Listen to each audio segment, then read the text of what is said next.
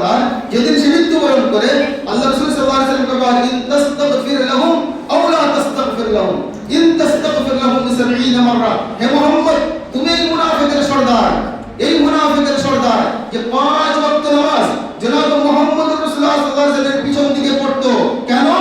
যাতে করে মানুষ তাকে মুসলিমের লিস্ট থেকে বহিষ্কার না করে, মানুষের এই না বলে যে আব্দুল্লাহ বিন উবাই বিন সুলুল মুসলিম নয়, যুদ্ধে আল্লাহ নবী সাল্লাল্লাহু আলাইহি ওয়াসাল্লামের সঙ্গে অংশগ্রহণ করেছেন, 5 ওয়াক্ত নামাজ জনাব মুহাম্মদ রাসূলুল্লাহ সাল্লাল্লাহু আলাইহি ওয়াসাল্লামের সঙ্গে আদায় করেছেন।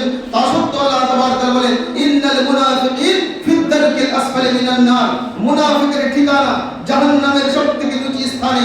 এই আব্দুল্লাহ বিন উবাই বিন সুলুল আল্লাহ নবী সাল্লাল্লাহু আলাইহি ওয়াসাল্লামের কাছে যখন আসতো, তিনি 5 ওয়াক্ত নামাজে হাজিরি দিতেন, মুসলিমের লিস্ট থেকে যদি তিনার নাম বেরিয়ে না যায়। যে মানুষের একাধিক নাম কখনো কখনো তার মহানত্বের পরিচয় দেয়।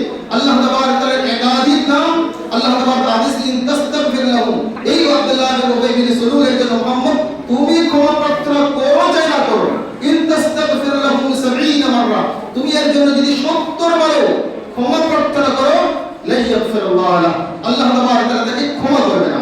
এই আয়াতটি যদি একটা ব্যাখ্যা বিশ্লেষণ করি, আল্লাহ নবী সাল্লাল্লাহু আলাইহি ওয়াসাল্লাম 71 বার ক্ষমা চাইলে কি আল্লাহ ক্ষমা করতো? করতে হয়, ক্ষমা করতো। আল্লাহ একটা উদাহরণ দিয়েছে আল্লাহ নবীকে কি, মুহাম্মদ তুমি 70 বারও ক্ষমা চাইলে আল্লাহ তাবারক তাআলা এই মুনাফিকের সর্দার যার ঠিকানা জাহান্নামের সবথেকে নিচু স্থানে, তার জানাজাকে প্রায় স্বয়ং আল্লাহ নবী, তার জানাজা পড়াচ্ছে স্বয়ং আল্লাহ নবী। বদরের যুদ্ধের দিন আল্লাহ নবী সাল্লাল্লাহু আলাইহি ওয়াসাল্লামের চাচা আব্বাসকে ধরে নিয়ে আসা হয়। আব্বাসের জামা এক লম্বা কাটা মানুষ হওয়ার কারণে অন্য কোনো মানুষের জামা তার গায়ে আসছিল না। আব্দুল্লাহ বিন উবাই বিন সুলুল তার জামা পরিয়ে জনাব মুহাম্মদ রাসূলুল্লাহ সাল্লাল্লাহু আলাইহি ওয়াসাল্লামের সম্মান বাঁচিয়েছিল।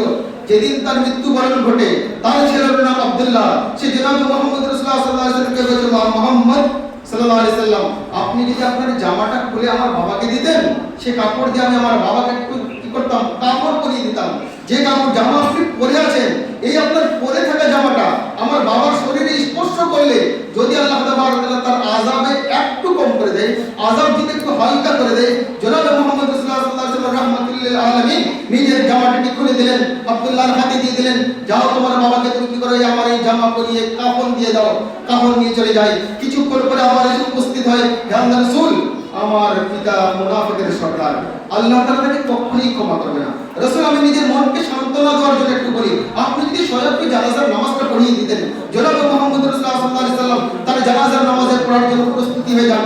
জানাজার নামাজে আগে বাড়তে গেলে হযরত ওমর ইবনে খাত্তাব রাদিয়াল্লাহু তাআলা পিছন দিক থেকে জামা টেনে বলে, আল্লাহর রাসূল এই মুনাফিকের সর্দার সারা জীবন ইসলামকে বদনাম করতে চেয়েছে, সারা জীবন আপনার সঙ্গে শত্রুতাম করেছে, আপনার স্ত্রীর উপরে ব্যভিচারের অপবাদ দিয়েছে, এই ব্যক্তির জানাজা আপনি পড়াবেন? জনাবে মুহাম্মদ রাসূলুল্লাহ সাল্লাল্লাহু আলাইহি ওয়াসাল্লাম বলেন, আল্লাহ তাবারক তাআলা তিনার সম্পর্কে ওয়া মা আরসালনা ইল্লা রাহমাতাল লিল আলামিন, আল্লাহ নবী সাল্লাল্লাহু আলাইহি ওয়াসাল্লাম সারা বিশ্ববাসীর জন্য রহমত স্বরূপ পাঠিয়েছিলেন। তিনি তিনার জানাজার নামাজ পড়ান। জানাজার নামাজের পরে যখন তাকে কবরে নামানো হয়, কবরে নামিয়ে দেওয়ার পরে জনাবে মুহাম্মদ রাসূলুল্লাহ সাল্লাল্লাহু আলাইহি ওয়াসাল্লাম এত দয়ালু, তিনি বলেন তার লাশটিকে একটু উপরের দিকে উঠিয়ে নিয়ে আসো। তার লাশটাকে উপরের দিকে উঠিয়ে নিয়ে আসলে জনাবে মুহাম্মদ রাসূলুল্লাহ সাল্লাল্লাহু আলাইহি ওয়াসাল্লাম নিজের মুখের থুতু নিয়ে আব্দুল্লাহ বিন উবাই বিন সুলুলের মুখে লাগিয়ে দিলেন এবং তিনি বললেন, আল্লাহ তাবারক তাআলা যদি এই মুখ দিয়ে, যে মুখ দিয়ে জনাবে মুহাম্মদ রাসূলুল্লাহ সাল্লাল্লাহু আলাইহি ওয়াসাল্লামকে সারা জীবন গালি দিয়েছে, মুহাম্মদ সাল্লাল্লাহু আলাইহি ওয়াসাল্লামের সঙ্গে শত্রুতা করেছে, এই থুতুর কারণে যদি আল্লাহ তাবারক তাআলা তার আযাব একটু হালকা করে, তার আযাব একটু হালকা করে, তা সত্ত্বেও কোরআন বলে ইন্নাল মুনাফিকিনা ফিদ দারকিল আসফালি মিনান নার। এই আল্লাহর নবী সাল্লাল্লাহু আলাইহি ওয়াসাল্লাম একাধিক নাম, তার মধ্যে একটি নাম মুহাম্মদ, একটি নাম আহমদ, একটি নাম মুস্তাফা, আর নাম মুজতবা, ওইভাবে তিনার নাম আকিব, তিনার নাম হাশির। জনাবে মুহাম্মদ রাসূলুল্লাহ সাল্লাল্লাহু আলাইহি ওয়াসাল্লাম যেমন আল্লাহ তাবারক তাআলা একাধিক নাম, জনাবে মুহাম্মদ রাসূলুল্লাহ সাল্লাল্লাহু আলাইহি ওয়াসাল্লামের একাধিক নাম। এজন্য কখনো যখন কোনো মানুষের একাধিক নাম হয়, তার মহানত্বের প্রতি পরিচয়, তার মহানত্বের পরিচয় দেয় এই লোকটি হচ্ছে মহান, তার জন্য তার একাধিক নাম। এবার আসুন আমরা দেখি প্রথম নাম আমাদের নাম হলো মুসলিম। যখন আমরা এমন সম্প্রদায়ের সঙ্গে বসবাস করব যেখানে মুসলিম ছাড়া নন মুসলিম ছাড়া অন্য কোনো মানুষ নেই, মুসলমানদের মধ্যে কোনো দলাদলি নেই। আজকে যদি আমরা আরবের মুখে যাই, যখন আমরা এরকম প্রোগ্রাম করি, প্রোগ্রামের মধ্যে আলোচনা করে বলি, ভাই বলুন তো দেখি আপনাদের মধ্যে নন মুসলিম কে? তার হাতে নেই, কারণ সেখানে আর অন্য কেউ নেই। যে মুসলিম নন মুসলিম ছাড়া অন্য কেউ নেই, তখন আমাদের পরিচয় হলো মুসলিম। যখন আমাদের এমন সমাজে আমরা বসবাস করব যেখানে মুসলমান এবং নন মুসলিম ছাড়া অন্য কোনো ধর্মের আর মানুষ নেই, আমাদের মধ্যে যে দলাদলি ফিরকাবাজি এই সমস্ত কিছু নেই, তখন আমাদের পরিচয় হলো আমরা হলাম মুসলিম।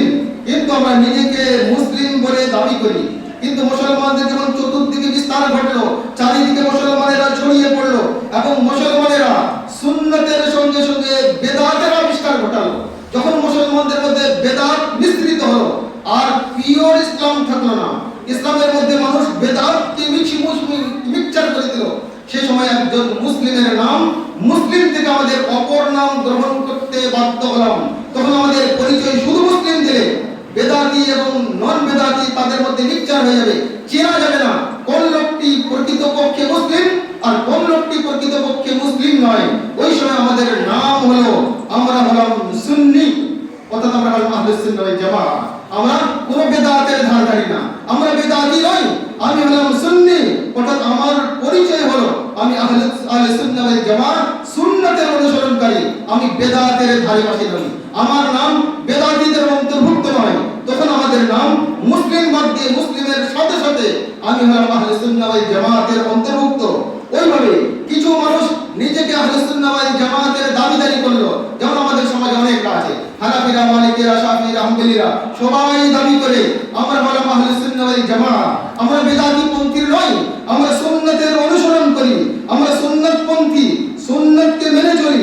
কিন্তু সুন্নত মানার সাথে সাথে সুন্নতের অপব্যাখ্যা করতে লাগলো, কোরআন হাদিসের অপব্যাখ্যা করতে লাগলো, মন গড়া ব্যাখ্যা দিতে লাগলো। যেমন আল্লাহ তাবারক ওয়া তাআলা একটু তার কাছে শুনছিলেন আল্লাহ তাবারক ওয়া তাআলার পরিচয়, আল্লাহর পরিচয়ের মধ্যে একটা পরিচয়, আল্লাহ তাবারক ওয়া তাআলার কিছু বৈশিষ্ট্য রয়েছে, আল্লাহর কিছু গুণাগুণ রয়েছে, ওইভাবে আল্লাহর হাত আছে। আল্লাহ তাবারক ওয়া তাআলা সূরা মুলকের মধ্যে বলে তাবারাকাল্লাযী বিয়াদিহিল মুলক, সেই সত্তা অতি বরকতময় যার হাতে। কিন্তু আমাদের সমাজে কিছু মানুষ এমন রয়েছে, আমরা যদি বলি আল্লাহর হাত আছে, মানুষের হাত আছে, তো আল্লাহর মানুষ সমান হয়ে গেল, আল্লাহ মানুষের সঙ্গে সাদৃশ্য হয়ে গেল। কিন্তু আল্লাহ তাবারক ওয়া তাআলা লাইসা কামিসলিহি শাই ওয়া হুয়াস সামিউল বাসীর, আল্লাহর সাদৃশ্য পৃথিবীতে কোনো জিনিস নেই। ভাই আমরা বলি আল্লাহর হাত আল্লাহর মতো, যদি বলি মানুষের পেট আছে, হাতির পেট আছে, মানুষ কি হাতি ভাই? মানুষ হাতি? মানুষ হাতি নয়, আর হাতি মানুষ নয়। আল্লাহ হাতিকে পেট দিয়েছে হাতির মতো, মানুষকে পেট দিয়েছে মানুষের মতো। যদি আল্লাহর সৃষ্টির মধ্যে পার্থক্য হয়, আল্লাহ হচ্ছে স্রষ্টা আর আমরা সৃষ্টি, সৃষ্টি স্রষ্টার মধ্যে পার্থক্য নেই। যে মানুষ এতটা বিবেক খাটাতে পারে না যে একজন সৃষ্টি আল্লাহ, তার হাত তার সৃষ্টার মতো, স্রষ্টার মতো, আর আমাকে তিনি সৃষ্টি করেছেন, আমার হাত আমার মতো, এই জন্য স্রষ্টার হাত স্রষ্টার মতো, সৃষ্টির হাত সৃষ্টির মতো। আল্লাহর সৃষ্টির মাঝে যদি পার্থক্য থাকে, তাহলে যে স্রষ্টা আর যিনি সৃষ্টি তাদের মাঝে আকাশ জমিনের পার্থক্য রয়েছে।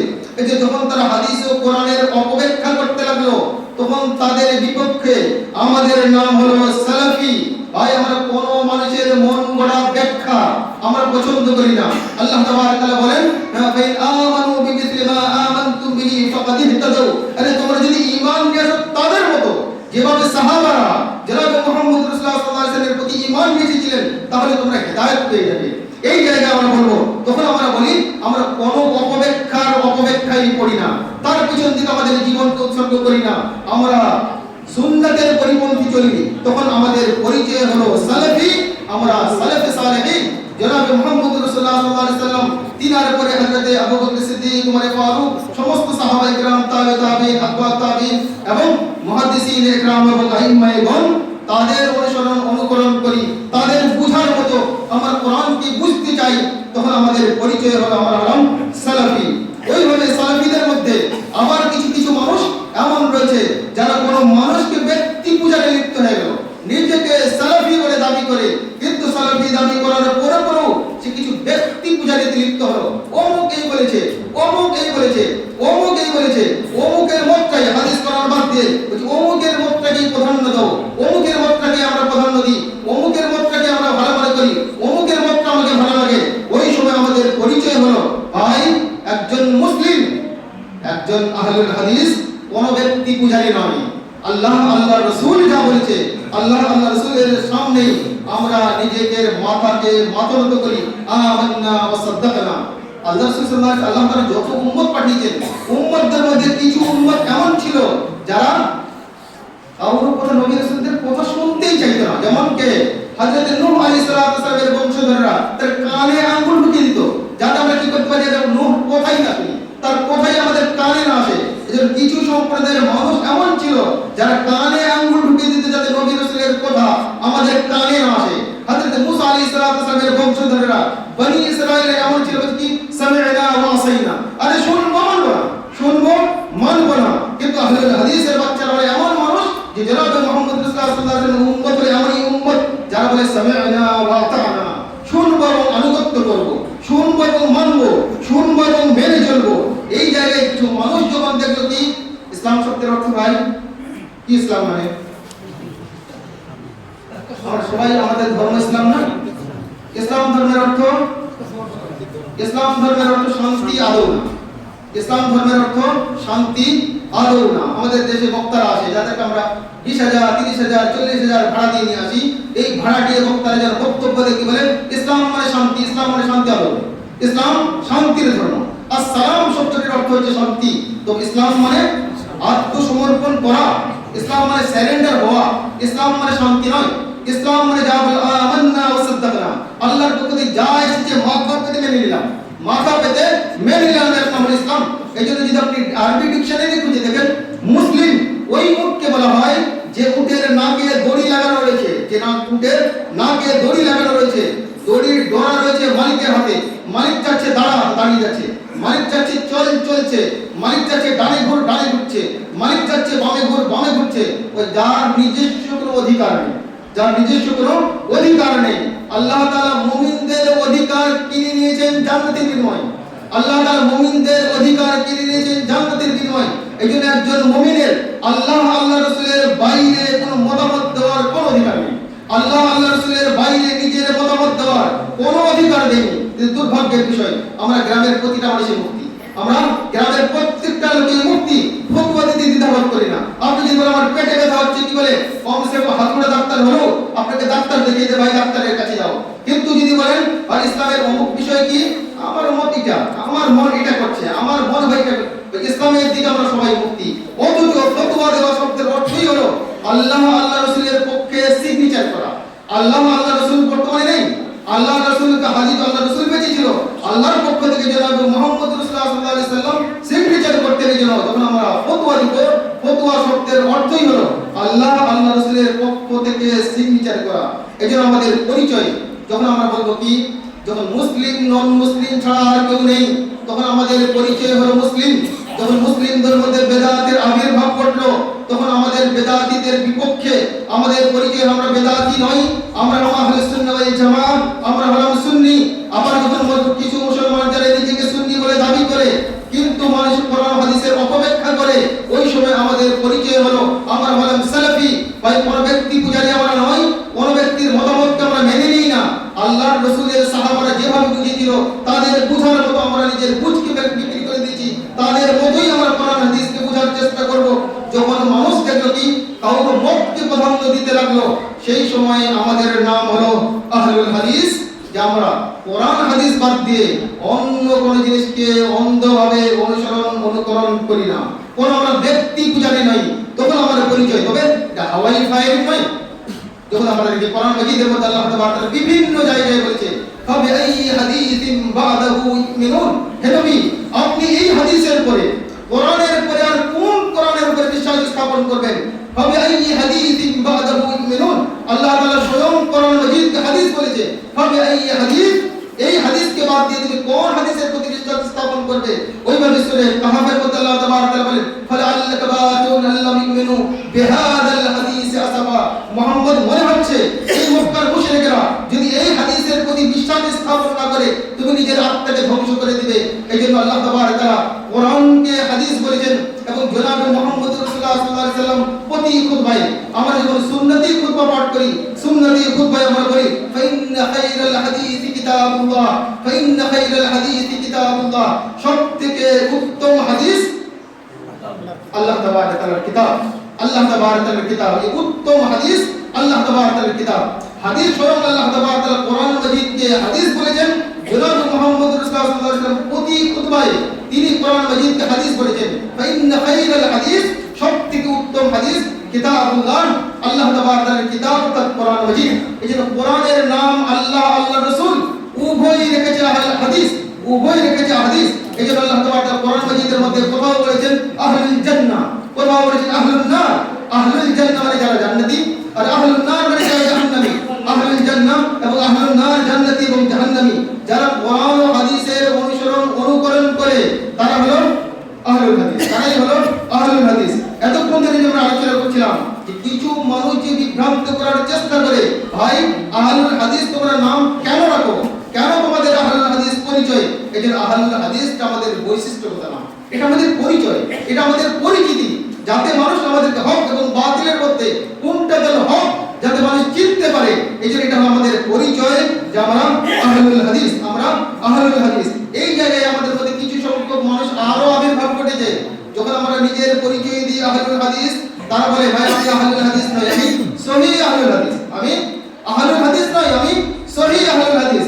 মানে হাদিস কোরআনের মধ্যে যার জয়ী অনেক কিছু রয়েছে, যেন আমি আহলুল হাদিস নই, আমি সহিহ আহলুল হাদিস। ভাই আহলুল হাদিসের বাচ্চা ভালো করে জানে, যারা নিজেকে আহলুল হাদিস বলে দাবি করে, আমরা বলি জয়ীফ হাদিস আমলের যোগ্য নয়।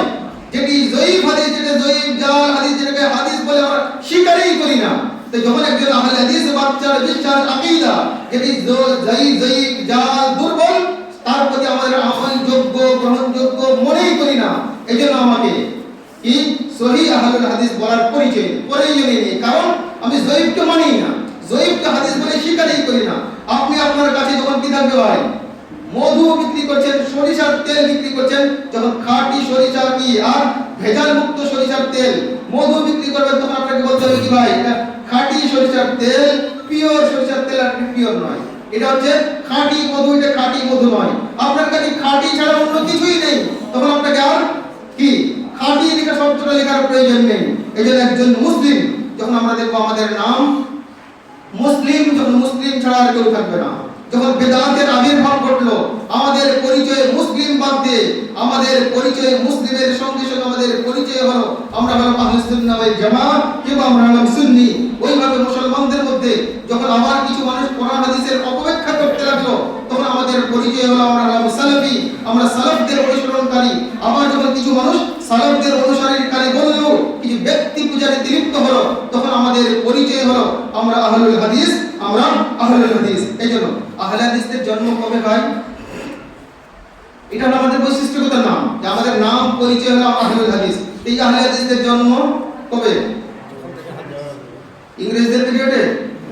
কখন আমাদের জন্ম?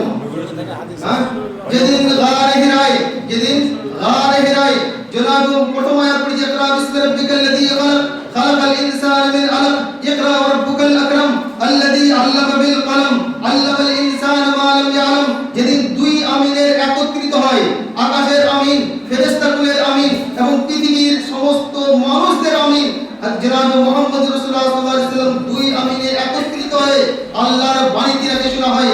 মুহাম্মদ ইবনে আব্দুল্লাহ থেকে মুহাম্মদুর রাসূলুল্লাহ পরিবর্তন হন। সেদিন থেকেই আহলে হাদিসদের জন্ম। যেদিন আল্লাহ তাআলা প্রথম বলেন ইকরা বিসমি রাব্বিকাল্লাযী খালাক, যেদিন কোরআন মাজিদের অবতরণ শুরু হলো, সেদিন থেকেই আহলে হাদিস, যেদিন থেকে মুসলিমদের জন্ম, সেদিন থেকে আহলে হাদিসদের জন্ম। এই যে জনাব মুহাম্মদ রাসূলুল্লাহ সাল্লাল্লাহু আলাইহি ওয়াসাল্লাম হচ্ছেন পৃথিবীর সর্বপ্রথম আহলে হাদিস। তিনার পরে সাহাবায়ে কেরাম রাদিয়াল্লাহু তাআলা আনহুম আহলে হাদিস, এরপর তাবেঈন আহলে হাদিস, সমস্ত আইম্মায়ে কেরামেরা তিনারা ছিলেন আহলে হাদিস। এজন্য প্রতিটা ইমামই বলে গেছেন ইদা সাহাল হাদিস ফাহুয়া মাযহাবি, ইদা সাহাল হাদিস ফাহুয়া মাযহাবি। যখন তোমরা সঠিক হাদিস পেয়ে যাবে, এটাই হলো আমার মাযহাব। স্বয়ং ইমাম আবু হানিফা রাহিমাহুল্লাহ বলেন, কি করে তিনি বলেন রাহিমাহুল্লাহ, হারামুন আলা মান লাম ইয়ারিফ দালিলি আন ইফতি বিকওলি, সে মানুষের উপরে আমার পক্ষ থেকে ফতোয়া দেওয়া হারাম যতক্ষণ পর্যন্ত জানবে না ইমাম আবু হানিফা রাহিমাহুল্লাহ কোন দলিলের উপরে ভিত্তি করে এই ফতোয়া দিয়েছেন, ততক্ষণ পর্যন্ত ইমাম আবু হানিফার পক্ষ থেকে ফতোয়া দেওয়া হারাম যতক্ষণ পর্যন্ত একজন মানুষ জানবে না ইমাম আবু হানিফা রাহিমাহুল্লাহ কোন হাদিসের উপরে ভিত্তি করে তিনি এই ফতোয়া দিয়েছেন। এই যে চারটি আইম্মা, চারজন ইমাম, চারজনই বলে গেছেন ইদা সাহাল হাদিস ফাহুয়া মাযহাবি। যখন তোমরা সহিহ হাদিস পেয়ে যাবে, এটাই হলো আমাদের মাযহাব। ওইভাবে আমাদের মধ্যে হানাফিদের মধ্যে আরেক শ্রেণীর মানুষ আছে, যারা হানাফিরা বিভিন্ন দলে বিভক্ত হয়েছে। যেন কাদিয়ানীরাও হানাফি, দেওবন্দীরাও হানাফি, বেরেলীরাও হানাফি, তাবলীগীরাও হানাফি, জামাত ইসলামীরা হানাফি, সব হানাফিদের দল। এই যে কেউ যদি বলে হানাফিদের মধ্যে দল নেই, এটা কথা বলা ভুল। হানাফিদের মধ্যে ইমাম আবু হানিফা একজন, কিন্তু কাদিয়ানীরাও দাবি করে আমরা হানাফি, দেওবন্দীরাও দাবি করে আমরা হানাফি, বেরেলিরাও দাবি করে আমরা হানাফি, জামাত ইসলামীরাও দাবি করে আমরা হানাফি, এবং তাবলীগী জামাতেরাও দাবি করে আমরা হানাফি, চিশতিরা, কাদিরিরা, শাহওয়ার্দীরা সবাই দাবি করে আমরা হানাফি। তাদের গুরু, তারা অরিজিনালি তিনি কি ছিলেন? তাদের গুরু ছিলেন না, তিনি আহলে হাদিসদের গুরু ছিলেন। তিনি একজন আহলে হাদিস ছিলেন, যাকে তারা বলে পীরানে পীর, দস্তেগীর, গৌসুল আযম। যে কথাটি বলা উচিত, যে কথাটি বলা উচিত, আব্দুল কাদের জিলানী রাহিমাহুল্লাহ, আব্দুল কাদের জিলানী রাহিমাহুল্লাহ তিনি স্বয়ং আহলে হাদিস ছিলেন। তিনার একটি বই আছে বুনিয়াতুত তালিবিন, বুনিয়াতুত তালিবিন, যে বইয়ের তিনি ভূমিকাতেই লিখছেন কি আহলুল হাদিস হুম আহলুন নবী, আহলুল হাদিস হুম আহলুন নবী ইল্লাম ইয়াসহাবু নাফসাহু আনফাসাহু সাহিবু। আহলুল হাদিস তাই হচ্ছে প্রকৃতপক্ষে আল্লাহ নবী সাল্লাল্লাহু আলাইহি ওয়াসাল্লামের আহল, আল্লাহ নবী সাল্লাল্লাহু আলাইহি ওয়াসাল্লামের বংশধর, যদিও তারা সশরীরে জনাব মুহাম্মদ রাসূলুল্লাহ সাল্লাল্লাহু আলাইহি ওয়াসাল্লামের সঙ্গে সাক্ষাৎ করেনি, তবুও তাদের আত্মাগুলি জনাব মুহাম্মদ রাসূলুল্লাহ সাল্লাল্লাহু আলাইহি ওয়াসাল্লামের সঙ্গে রয়েছে। এজন্য তিনি বলেন আহলুল হাদিস হুম আহলুন নবী ইল্লাম ইয়াসহাবু নাফসাহু আনফাসাহু সাহিবু। এজন্য পৃথিবীর সর্বশ্রেষ্ঠ মানুষ কে হয় বলুন তো? পৃথিবীর সর্বশ্রেষ্ঠ মানুষ কে? হ্যাঁ, কে? পৃথিবীর সর্বমানুষ আল্লাহ নবী সাল্লাল্লাহু আলাইহি ওয়াসাল্লাম কি সমস্ত নবী রাসূলদের নেতা, কিন্তু তারপরেও যখন আমরা শ্রেণী ভাগে ভাগ করব, মানুষদের মধ্যে সর্বোত্তম মানুষ, সর্বশ্রেষ্ঠ মানুষ কে? আল্লাহ তাআলা কোরআন মাজিদের মধ্যে বলেন ওয়া মান আহসানু কাওলাম মিম্মান দাআ ইলাল্লাহি ওয়া আমিলা সালিহা ওয়া ক্বালা ইন্নানি মিনাল মুসলিমিন। আর সেই মানুষ অপেক্ষা আর কে উত্তম? সেই মানুষের থেকে আর কে উত্তম যে মানুষকে আহ্বান করে, আরে মানুষের পূজা ছেড়ে দিয়ে আল্লাহর পূজার দিকে আসো। মানুষকে দেবদেবী না বানিয়ে, মানুষকে নিজের স্রষ্টা না মেনে, মানুষকে নিজের যার পূজা উপাসনা করো তার পূজা বাদ দিয়ে আল্লাহর পূজার দিকে মানুষকে আহ্বান করে, তার থেকে শ্রেষ্ঠ মানুষ আর কি? এজন্য পৃথিবীর বুকে জনাব মুহাম্মদ রাসূলুল্লাহ সাল্লাল্লাহু আলাইহি ওয়াসাল্লাম নবী রাসূল, সাহাবারা আবু বকর সিদ্দিক সাহাবাদের মধ্যে উত্তম। কিন্তু যদি আমরা সাধারণভাবে দেখি, পৃথিবীর সর্বশ্রেষ্ঠ মানুষ যারা মানুষকে মানুষের ইবাদত বাদ দিয়ে আল্লাহর ইবাদতের দিকে আহ্বান করে, যারা মানুষকে মানুষের ইবাদত বাদ দিয়ে আল্লাহ বাদ দিয়ে যত কিছুর ইবাদত করা হয়, যত কিছুর পূজা পাঠ করা হয়, যার আরাধনা করা হয়, তাকে বাদ দিয়ে মানুষকে আহ্বান করে আল্লাহ তাআলার দিকে, এবং সে বলে ইন্নানি মিনাল মুসলিমিন, আমি মুসলমানদের অন্তর্ভুক্ত, আমি একজন মুসলিম। মুসলিম হয়ে মানুষকে, জনসাধারণকে আল্লাহর দিকে আহ্বান করে, এগুলো পৃথিবীর সর্বশ্রেষ্ঠ মানুষ, এরাই হলো পৃথিবীর সর্বশ্রেষ্ঠ মানুষ। ভাই আপনাদেরকে একটা সুসংবাদ দিই, আপনাদেরকে একটা সুসংবাদ দিই। এই সুসংবাদ আমি দিই আজ থেকে 1450 পূর্বে জনাব আল্লাহ তাবারক তাআলা জনাব মুহাম্মদুর রাসূলুল্লাহ সাল্লাল্লাহু আলাইহি ওয়াসাল্লামকে দিয়েছেন। আল্লাহ তাবারক তাআলা বলেন ইয়াউমা নাদউ কুল্লা উনাসিন বিইমামিহিম, ইয়াউমা নাদউ কুল্লা উনাসিন বিইমামিহিম। কাল কিয়ামতের দিন হাসরের মাঠে যখন কিছু মানুষ নিজের পায়ের গিট পর্যন্ত নিজের ঘামে হাবুডুবু খাবে, যখন কিছু মানুষ নিজের হাঁটু পর্যন্ত নিজের ঘামে হাবুডুবু খাবে, কিছু মানুষ নিজের কোমর পর্যন্ত নিজে হাবুডুবু খাবে, কিছু মানুষ নিজের নাক পর্যন্ত নিজের ঘামে হাবুডুবু খাবে, সেদিন আল্লাহ তাবারক তাআলা আওয়াজ দিবে কি ইয়াউমা নাদউ কুল্লা উনাসিন বিইমামিহিম। যেদিন আল্লাহ তাবারক তাআলা পৃথিবীর সমস্ত মানুষকে আহ্বান করবে, তোমরা তোমাদের ইমামদের সহিত আমার দরবারে উপস্থিত হও। যেদিন আল্লাহ তাবারক তাআলা প্রত্যেকটা মানুষকে আহ্বান করবে, তুমি আমার দরবারে উপস্থিত হও তোমার ইমামদের সহিত। আর ভাই আপনাকে আপনার ইমাম ধন্য হোক, আপনি কাল কিয়ামতের দিন ইমাম আবু হানিফা রাহিমাহুল্লাহর সঙ্গে আল্লাহর দরবারে উপস্থিত আমাদের কোনো দ্বিধা নেই। আপনি ইমাম মালিক রাহিমাহুল্লাহর সঙ্গে আল্লাহর দরবারে উপস্থিত হওয়ার কোনো আপত্তি নেই, ইমাম শাফিঈ ইমাম মালিকের সঙ্গে উপস্থিত হওয়ার কোনো আপত্তি নেই। কিন্তু কাল কিয়ামতের দিন আপনি আর আমি যারা নিজেকে আহলুল হাদিস বলে দাবি করি, আমাদের ইমামকে ভাই কে? আমাদের ইমাম, আমাদের ইমাম সমস্ত ইমামদেরও ইমাম, চার ইমামদেরও ইমাম, চার ইমামের ইমাম ইমাম আবু হানিফার স্বয়ং ইমাম ছিলেন জনাব মুহাম্মদুর রাসূলুল্লাহ সাল্লাল্লাহু আলাইহি ওয়াসাল্লাম। আপনি আমি যেদিন আল্লাহর দরবারে উপস্থিত হব, আমাদের ধর্মগুরু জনাব মুহাম্মদুর রাসূলুল্লাহ সাল্লাল্লাহু আলাইহি ওয়াসাল্লামের ইমামতে ভাই আপনার থেকে আর ভালো মানুষ পৃথিবীতে হতে পারে? যেদিন আল্লাহ তাবারক তাআলা আহ্বান করবে ইয়াউমা নাদউ কুল্লা উনাসিন বিইমামিহিম, যেদিন আল্লাহ তাবারক তাআলা পৃথিবীর সমস্ত মানুষকে আহ্বান করবে তোমরা আমার দরবারে উপস্থিত হও তোমাদের ইমামদের সহিত। কাল কিয়ামতের ইনশাআল্লাহ আমরা ওই ভাগ্যবান মানুষদের মধ্যে যারা জনাব মুহাম্মদুর রাসূলুল্লাহ সাল্লাল্লাহু আলাইহি ওয়াসাল্লামের ইমামতে আল্লাহর দরবারে উপস্থিত হব। শুধু এতটুকুই নয়, আল্লাহ তাবারক তাআলা আপনাকে আরো সুসংবাদ দিচ্ছেন। তিনি বলেন ইয়াউমা তুকাল্লাবু উজুহুহুম ফিন নার ইয়াকুলুনা ইয়া লাইতানা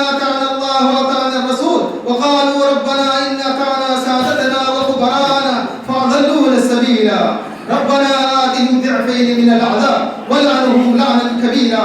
যেদিন আল্লাহ তাবারক তাআলা কিছু মুখমণ্ডলকে জাহান্নামে নিক্ষেপ করবে, যেদিন আল্লাহ তাবারক তাআলা জাহান্নামীদেরকে জাহান্নামে নিক্ষেপ করবে, সেদিন জাহান্নামীরা আফসোস করে বলবে, আপনি আমি যে গ্রামে বসবাস করছি, আপনার পার্শ্ববর্তী এলাকায় আপনার ওরস পড়েছে যারা বসবাস করে, যারা আপনাকে ওয়াহাবি বলে, যারা আপনাকে আহলুল হাদিস বলে, যারা আপনাকে মুহাম্মদী বলে টিক্কারি মারে, কাল কিয়ামতের দিন আফসোস করবে এবং বলবে ইয়া লাইতানি লাউ আতা'না আল্লাহ ওয়া আতা'না আর-রাসূল। হায় আফসোস, আমি যদি পৃথিবীর বুকে নিজেকে আহলুল হাদিস বলতাম, আমি যদি আমার পরিচয় যদি আহলুল হাদিস হতো, আমার পরিচয় বৈশিষ্ট্য যদি আহলুল হাদিস হতো, কি বলবে? ইয়া লাইতানা, হায় আফসোস, লাউ আতা'না আল্লাহ ওয়া আতা'না আর-রাসূল। হায় আফসোস, আমি যদি আল্লাহ আল্লাহর রাসূলের আনুগত্য করতাম। ভাই আমাদের আহ্বান কি বলুন তো? আমরা কার দিকে আহ্বান করি? আল্লাহর আনুগত্য করো, আল্লাহর রাসূলের আনুগত্য করো। কোন ব্যক্তি পূজারীর দিকে আমরা কাউকে আহ্বান করি না, কোনদিন বলি না অমুকের ইতাআত করো, অমুকের অনুসরণ করো, অমুকের অনুকরণ করো, অমুক আমাদের নেতা, অমুক আমাদের নেতা, কখনোই বলি না। একজন পুরুষ হোক, একজন নারী হোক, একজন বৃদ্ধ হোক, একজন বাচ্চা হোক, আমরা সকলকে বলি আমাদের আইডিয়াল জনাব মুহাম্মদুর রাসূলুল্লাহ সাল্লাল্লাহু আলাইহি ওয়াসাল্লাম। আপনি নামাজ পড়ুন, নামাজে আপনার আইডিয়াল জনাব মুহাম্মদুর রাসূলুল্লাহ সাল্লাল্লাহু আলাইহি ওয়াসাল্লাম। আপনি রোজা রাখুন, আপনার আইডিয়াল জনাব মুহাম্মদুর রাসূলুল্লাহ সাল্লাল্লাহু আলাইহি ওয়াসাল্লাম। আপনি হজে যান, আপনার আইডিয়াল জনাব মুহাম্মদুর রাসূলুল্লাহ সাল্লাল্লাহু আলাইহি ওয়াসাল্লাম। আপনি বিবাহ শাদীতে অংশগ্রহণ করুন, আপনার আইডিয়াল জনাব মুহাম্মদুর রাসূলুল্লাহ সাল্লাল্লাহু আলাইহি ওয়াসাল্লাম। আপনি ব্যবসা বাণিজ্য করুন। দুর্ভাগ্যের বিষয়, আমরা ব্যবসা বাণিজ্য অনেক মানুষই বুঝি না, অথচ হাদিসের প্রতিটা বই উঠে দেখেন কিতাবুল বুয়ু, কিতাবুল বুয়ু সম্পর্কে একটি চ্যাপ্টার হাদিসের প্রত্যেকটা বইতে, এমন কোন হাদিসের বই নেই মুহাদ্দিসিন একটা হাদিস লিখে গেছেন কিতাবুল বুয়ু, কেনা বেচার চ্যাপ্টার, ক্রয় বিক্রয় কিভাবে করতে হয় তার চ্যাপ্টার, মানুষ ব্যবসা বাণিজ্য কেমন করে করবে। আল্লাহ তাবারক ওয়া তাআলা আল্লাহুল বাই'a ওয়া হারামার রিবা, আল্লাহ তাআলা সুদকে হারাম করেছে, আল্লাহ তাবারক ওয়া তাআলা ব্যবসা বাণিজ্যকে হালাল করেছে, অথচ আমরা এই চ্যাপ্টারে মুসলমানরা পিছিয়ে, এই চ্যাপ্টারে আমরা মুসলমানরা পিছিয়ে। আল্লাহ তাবারক ওয়া তাআলা আল্লাহ ওয়া তাআলা রাসূল, আমরা যে আল্লাহ আল্লাহর রাসূলের আনুগত্য করতাম, শুধু এতটুকুই নয়, তিনারা বলবেন ওয়াকালু রব্বানা ইন্না আতা'না সাদাতানা ওয়া কুবারা'না ফাআদাল্লুনা সাবিল। আল্লাহ দুর্ভাগ্যের বিষয়, আমরা পৃথিবীর বুকে আমাদের বড় বড় নেতা নেত্রীদের পিছনে পড়ে আমরা আল্লাহ রাসূল এবং আল্লাহর আনুগত্যকে ভুলে গেছিলাম, আমরা নেতা নেত্রীদের পিছনে পড়েছিলাম। এজন্য সেদিন আফসোস করবে, রব্বানা আতিহিম দি'ফাইন মিনাল আযাব। আল্লাহ তুমি আজ তাদেরকে ডবল ডবল আযাব দাও। আল্লাহ আতিহিম রব্বানা আতিহিম দি'ফাইন মিনাল আযাব, তাদেরকে তুমি ঢের আযাব দাও। ওয়ালআনহুম লা'নান কাবীরা, আল্লাহ তুমি তাদেরকে তার উপরে বেশি বেশি করে অভিশাপ করো। জনাব মুহাম্মদ সাল্লাল্লাহু আলাইহি ওয়াসাল্লাম বলেন, যখন আমরা প্রোগ্রাম শুরু করি, শেখ সামিদ রহমান ভাই তিনি বলছিলেন, জনাব মুহাম্মদ সাল্লাল্লাহু আলাইহি ওয়াসাল্লাম রাজা হযরত মুআদ ইবনে আবি সুফিয়ান রাদিয়াল্লাহু তাআলা তিনি বলেন, সামি'তু রাসূলুল্লাহ সাল্লাল্লাহু আলাইহি ওয়াসাল্লাম ইয়াকুল লা তাযাল তা'ifatun min ummati ইয়াকুল লা তাযাল তা'ifatun min ummati qa'imatun bi amrillah la yadurruhum man khadalahum wa la man khalafahum hatta ya'ti amrullah wa hum ala dhalik। কিয়ামত পর্যন্ত একটি দল এমনই থাকবে, পৃথিবীর কোনো লাঞ্ছনাকারী, পৃথিবীর কোনো অপমানকারী তাদেরকে লাঞ্ছিত অপমানিত করতে পারবে না। এই দলটিকে জনাব মুহাম্মদ সাল্লাল্লাহু আলাইহি ওয়াসাল্লাম এই হাদিসের ব্যাখ্যা করতে গিয়ে মুহাদ্দিসিন ইকরামদের মধ্যে একজন মুহাদ্দিস হযরত ইয়াজিদ বিন হারুন রাহিমাহুল্লাহ তিনি বলেন, ইল্লাম ইয়াকুন আসহাবুল হাদিস ফালা ইয়াদরি মান হুম। এই দলটি যদি আহলুল হাদিসের দল না হয়, আমি জানি না পৃথিবীর বুকে এই দলটি কোন দল।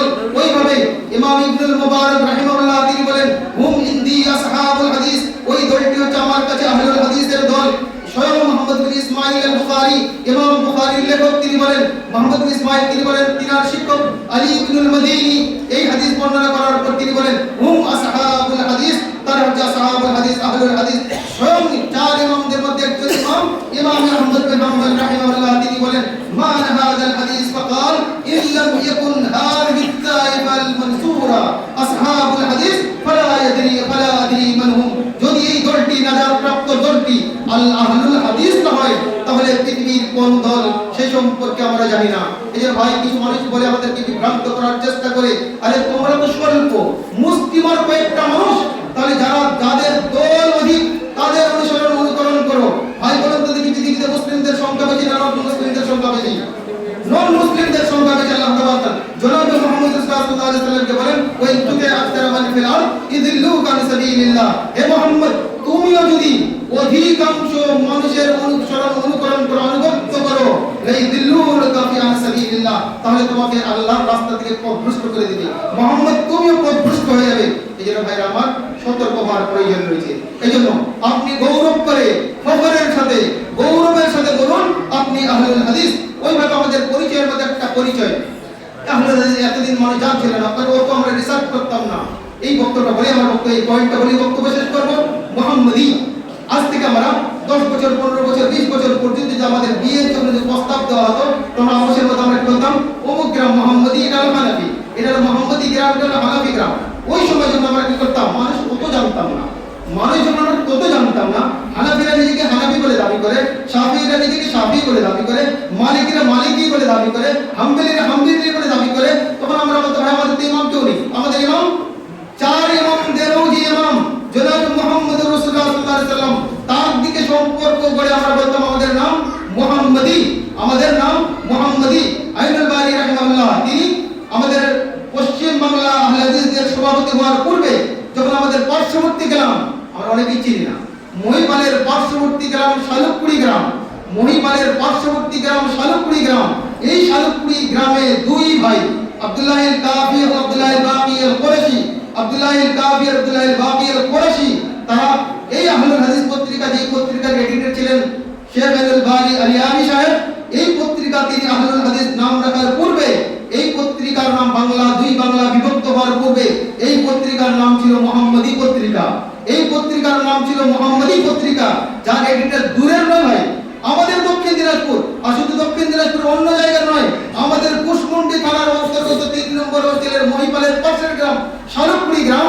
যারা এখান থেকে হিজরত করে চলে যায় বাংলাদেশ দিনাজপুরে, দিনাজপুরে যতদিন তিনি বেঁচে ছিলেন ততদিন আহলে হাদিসের সভাপতি থেকেছেন। তিনি মরে যাওয়ার পরে তিনার ছেলে ডক্টর আব্দুল বারী রাহিমাহুল্লাহ কয়েক বছর পূর্বে মৃত্যুবরণ করলেন। কয়েক বছর পূর্বে ডক্টর আব্দুল বারী মৃত্যুবরণ করলেন।